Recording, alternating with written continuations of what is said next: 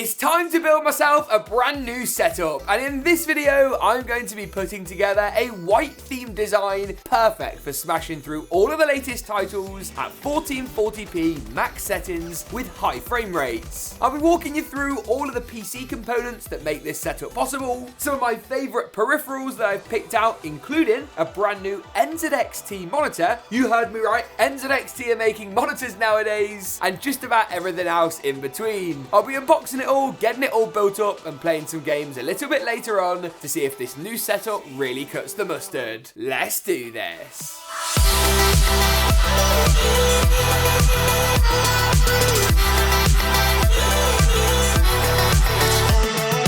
The Asus RTX 3050 Dual is restocked and reloaded over at eBuy.com and currently available for a fantastic price point. If you're looking to get gaming at 1080p high settings in 2022, look no further than Asus's range of restocked and reloaded GPUs now available at eBuy.com, linked in the description below. Over the last few weeks and months really, I've been gathering together as much white hardware as I possibly can to make something like this. Something with a really distinct colour scheme that just has that bit of wow factor. Now, to start our setup up today, I'm going to talk you through the PC components and move on to our peripherals in a moment. Now, this PC here is very similar to one we've recently built over on the channel, except this design features a 3070 Suprim rather than a 3080. Either option is going to work absolutely fine for what you're looking to achieve, but I think the 3070 makes more sense when gaming at 1440p, and the 3080 makes more sense when gaming, of course, at 4K. Now, if we take a look at the other specs inside the system, we've got an i5-12600K, one of Intel's latest processors, of course overclockable, on our Z690 motherboard. This here is the Force Wi-Fi from MSI. We've got 32GB of Corsair's brand new Vengeance RGB DDR5 memory that makes DDR5 finally that little bit cheaper and a bit more competitive against DDR4, while NZXT's Kraken 360mm cooler with a screen, so it's of course their Z series, keeps our processor nice and chilly, adds a great aesthetic edge, and of course some good customization on the display. I've got some easy DIY fab cable extensions as well, which are white. They only cost me like $30, but latest pricing and availability for everything will be linked below. The whole system is built inside the Corsair iQ 4000D Airflow QL edition. Basically, Corsair took the 4000D Airflow that they made, which previously had no RGB fans and some weird grey accents. They got rid of the grey accents, making the whole thing nice and white, and added 4 QL edition RGB fans. It will cost you a little bit more money for a design like this one, but it certainly provides you with top tier performance, which is exactly what we're looking for today. We can of course customize all our RGB with Corsair iQ as well, and NZXT Cam for our CPU cooler, and I'll link all the components and the full build video for this system down below. Remember, of course, that video features a 3080. I'm going to step it down to a 3070 for this video. A really stunning system that just looks so good. I'll be coupling this system up with a brand new monitor from NZXT. Now, NZXT have been a massive manufacturer in the case scene for quite a while, but just like everybody else, they woke up one morning and decided, yes, we're going to make everything now. Every manufacturer seems to have done this. MSI with SSDs, power supplies and cases, Corsair with monitors and laptops, and now NZXT have joined the party with their Canvas design. Quite a clever name for a monitor. Not sure if I like the name or not, but that's not really what matters. What matters is how good the monitor is, and here NZXT have got a few weird tricks up their sleeve. I've gone ahead and unboxed this off camera because it's just a mess me trying to unbox monitors, as you've probably seen before. Now, this is a 2560 by 1440p design with a super fast 1 millisecond response time. It's got a 165Hz refresh rate, making it perfect for playing pretty much all titles on the likes of a 3070. If you want that really competitive edge in Fortnite at 1080p, 300 frames, this probably isn't going to be the panel for you. But 1440p, 165Hz is the sweet spot, I would say, for most people. It's very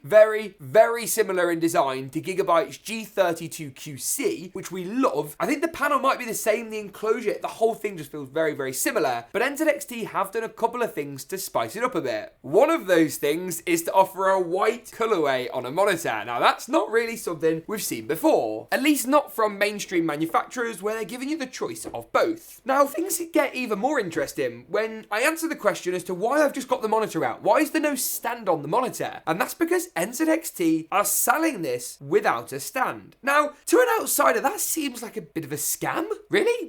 Is that some weird cost-saving measure? What are they thinking? No, what it actually is they're offering a choice of different stand options. So either you can pick yourself up one of their normal base stands. This is white, looks gorgeous, and it's even got this cool little cable management system where you can move the cable clip up and down. The stand itself is pretty hefty, very tall. You've got a nice bit of rotation, bit of tilt as well on here. And the whole thing, I mean, it's a bit big, but it looks good. And that really is the problem. Put it on a desk and you're taking up a third of your desk real estate already. Only for then a lot of gamers to either wall mount this on like a Vaser arm or to mount it on the desk itself using a desk clamp. And that is what NZXT are selling separately. Now, I'd like to reserve judgment until I've actually unboxed it and give it a go, because to be honest with you, it is a bit expensive and you might be better off going for something like one of these Duronic monitor arms. But this, I believe, does have just a little bit more flexibility in terms of how you can mount it and all that jazz. So in here, this is definitely not your standard monitor arm.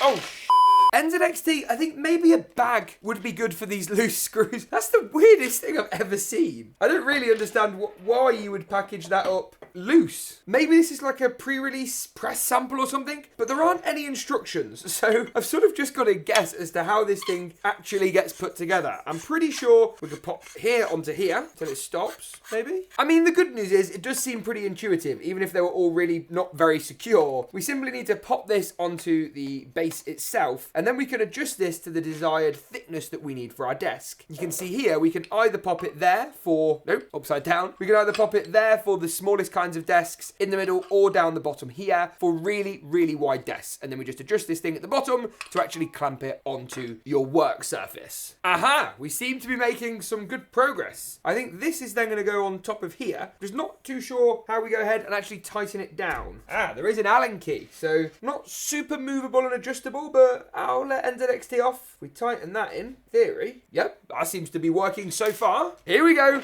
Moment of truth time. Quite heavy. Whoa, whoa, whoa. We're going to have to tighten that up, I think. Pop that onto there. In theory, you're going to... There we are. Okay. Very gently spin that round. See, that's quite cool, actually, because what it does mean is the arm is perfectly sprung, obviously, to the weight of this monitor. And I think we can even run all the cables and stuff inside these arms themselves. Oh, yeah, look at that. Of course, it moves up and it moves down and it moves left and right and up and down. Oh, very much so down. So you might be wondering, James, you were moaning a bit during the build of this monitor arm. Has it impressed you? I mean, sort of, but I think where I'm a bit confused here is NZXT to me has always felt like quite a bespoke brand who have made really, really unique products that stood out from a lot of other options on the market. And I'm not saying that I'm not glad they're in the monitor space, but the whole thing just feels a bit confusing. The monitor arm's nice, but is this intended to be just for this monitor, or is it like a generic solution they're going to sell to the wider market? It's a good monitor arm, and it should be for the price, but having a monitor arm that just has an NZXT logo embossed, it just all feels a bit, I don't know, not very NZXT, I suppose. The good news is, I don't want to be all negative in this video, the good news is that the monitor is a good monitor. I've been trying it out for a week or so on my desk. I've been pretty impressed, and I do like how it floats, especially on one of these very fancy sprung monitor arms. One component from NZXT I am definitely sure about, though, is the next on our list today, the keyboard. We've looked at NZXT's new function lineup in quite a bit of detail, but their MiniTKL design provides genuinely a very unique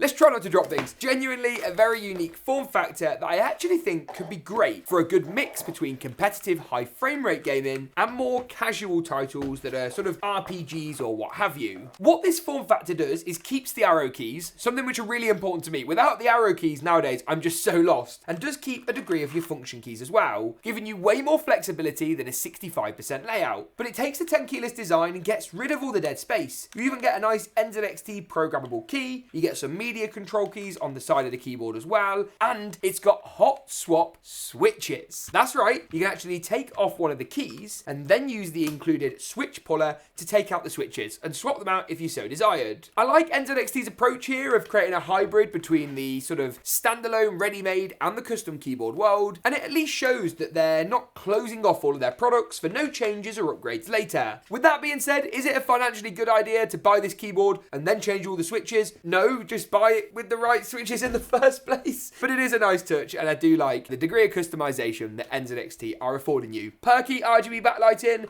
and some really nice switch choices top off a pretty fantastic design. We've done a full review over on the website, which I'd urge you to go and take a look at. I'll be coupling the keyboard up with, in my opinion, my humble opinion, the greatest mouse of all time, the Corsair M65 Elite. Now, they do a wireless version as well of this that uses Corsair's wireless slipstream tech. However, I like the wired version because you get that slightly lower latency, and of course it is cheaper, which is something in our setup today that while we're not super worried about, I don't like to spend extra money for the sake of spending extra money, and it does help to at least get a bit of good value in your setup. Now, this mouse is really cool because it's got different customizable weights that you can actually take out, remove and swap out for heavier or lighter options. Not particularly good if you're left-handed, as it's not really an ambidextrous design, so that's something to think about. Got some really great switches, a really high sensitivity sensor, and Corsair are pretty killer when it comes to gaming mice. The M65 has a reputation for being fantastic, and it has that reputation for a reason. For the mousepad for this system, I've gone ahead and ditched my usual expensive Corsair or Cooler Master options and picked up this nice unique design actually from Amazon. It's got these nice trees and forests, and it just fits in with the colour scheme perfectly, providing a nice blend between the predominant white tones and some of the darker colours in the setup as well. It's just a shame that the front of this panel isn't white. I think NZXT really missed a trick on the front of the monitor. The back looks great, but who's looking at the back of my setup anyway? Finally, to wrap our setup up today, we need to pick up a headphone stand to keep our Corsair HS80 secure. One of my favourite gaming headsets of 2022. With a boom mic that automatically mutes when you put it in the upright position, a choice of different ear cup styles available, and an adjustable floating headband that is incredibly comfortable for long gaming sessions, you really can't go too far wrong. Corsair have been killing the game recently with all their new releases, bringing out some really fantastic new products, and the design is certainly one that's going to round our setup off in the best way possible. With the setup basically built, all we need to do now is see just how well it performs in a wide range of gaming titles. This is the bit I've been looking forward to. The first title we're going to test out is a little bit of Forza Horizon 5. It's a game that I think is going to work great on a monitor like this with a really nice panel, and I'm hoping we can drive at 1440p, some pretty decent frame rates. Looking at our settings, we're running at basically the highest possible settings available to us to really push the system to the max and to see what kind of performance results we're actually able to achieve. Remember, a racing title 60 FPS or above is completely fine. Anything higher than that isn't really that beneficial, making better visual settings your priority. So far so good then, with around 80-90 frames per second I want to say on average. Our GPU is maxed out at 99%. Our CPU's just like chilling, 47-48%. It's all good. The GPU doing most of the heavy lifting here then today. Some really nice gameplay though. Shadows, colours, details, all looking absolutely perfecto. Super happy with how this is looking so far, and a really smooth gaming experience. Looking again at the frame rate, we're still hovering around that 78 to 82 FPS mark. Tends to be the common ground of where it's at. As I say, we're well above 60 frames, never even thinking about dropping below that 60 FPS. GPU still maxed out, making sure we're getting the most out of the system, and if any component is going to hit that 100% bottleneck, you want it to be the GPU. If the GPU is chilling at like 60-70%, we've obviously not got enough memory, or we've got a CPU issue, something which is best avoided when you're spending quite so much money on a graphics card. Rounding out the benchmark then, some great results, really fantastic, super impressed with this system and Forza Horizon 5 in general.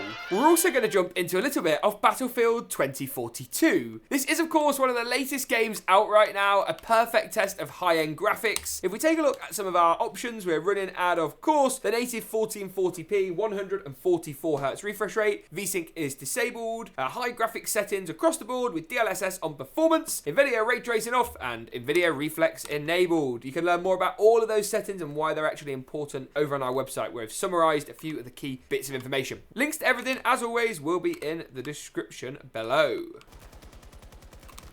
Mega outnumbered here. There's 2 kills. Oh, nice. Tidy. Great start in Battlefield 2042. Couple of kills on the board. We like it when a plan comes together. Feeling very exposed right now, though. Just seeing if we can get another couple on the board without being absolutely annihilated. Just finding solace in the bushes. Good start, though. Great gaming experience as well so far. 125, 130 FPS. So really making the most, obviously, of having double the frame rate of a normal 60Hz monitor. Not quite hitting the full 165Hz, but that's okay by me. Boom. Beautiful. Got the vehicle out. Absolutely smashing it. Aha, the tank is mine. The graphics in this game are so sick though. 130 FPS rolling around in my tank. Yeah, baby.